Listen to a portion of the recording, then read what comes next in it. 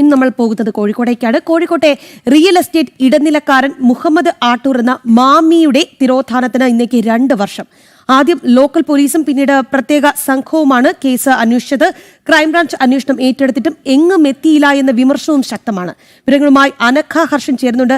അനഘ, 2 വർഷമാകുന്നു, ഇപ്പോഴും യാതൊരു തുമ്പും ഇല്ല മാമി തിരോധാനത്തിൽ. എന്തൊക്കെയാണ് കൂടുതൽ വിവരങ്ങൾ? രാഖി, 2023 ആഗസ്റ്റ് 21 മുഹമ്മദ് ആട്ടൂർ എന്ന് പറയുന്ന മാമിയെ ഈ കോഴിക്കോട് ജില്ലയിൽ നിന്ന് കാണാതാകുന്നത്. ഈ മാമിയെ കാണുന്നില്ല എന്ന് പറഞ്ഞുകൊണ്ട്, മുഹമ്മദ് ആട്ടൂരിനെ കാണുന്നില്ല എന്ന് പറഞ്ഞുകൊണ്ട് മാമിയുടെ ഭാര്യ അന്ന് തന്നെ നടക്കാവ് പോലീസിൽ പരാതി നൽകി. പോലീസ് പ്രാഥമികമായ ഒരു അന്വേഷണം നടത്തി. ആ അന്വേഷണത്തിലാണ് മാമി ഈ നടക്കാവിലുണ്ടായിരുന്ന എരണിപ്പാലത്തുണ്ടായിരുന്ന ഓഫീസിൽ നിന്ന് പോകുന്ന ഒരു CCTV ദൃശ്യം മാത്രമാണ് അന്ന് കേസ് അന്വേഷിച്ച നടക്കാവ് പോലീസ് ലഭിച്ചത്.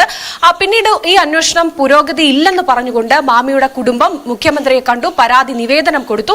അതിനുശേഷമാണ് ഈ മാമി തിരോധാന കേസ് ക്രൈംബ്രാഞ്ച് ഏറ്റെടുക്കുന്നത്. ഈ ക്രൈംബ്രാഞ്ച് കേസ് ഏറ്റെടുത്തതിന് ശേഷം കൃത്യം 2 വർഷം കഴിയുന്നു.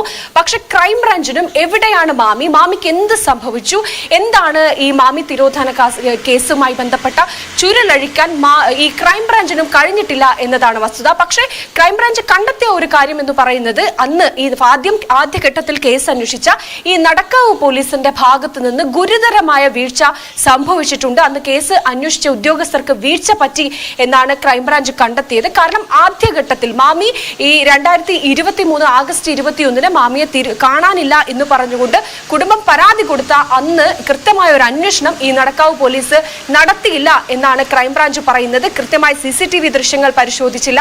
അന്ന് ആ ഘട്ടത്തിൽ ഉണ്ടായിരുന്ന CCTV വിഷ്വൽസ് പലതും ഇപ്പോൾ നഷ്ടപ്പെട്ടിട്ടുണ്ട്.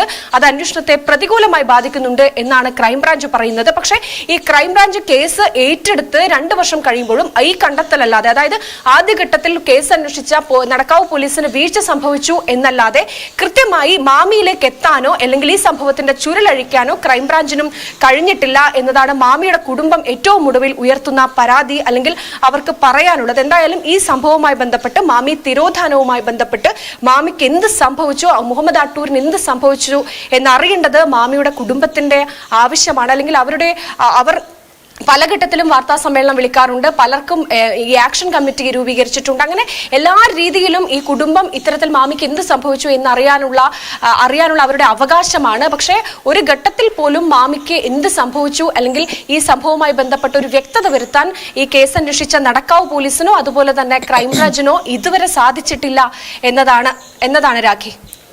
ശരി, മാമി തിരോധാനത്തിന് ഇപ്പോൾ 2 വർഷം കഴിഞ്ഞിരിക്കുകയാണ്. യാതൊരു തുമ്പുമില്ല എന്നുള്ളതാണ്. അനഘ ഹർഷനാണ് വാർത്തയുടെ വിശദാംശങ്ങൾ നൽകിയത്.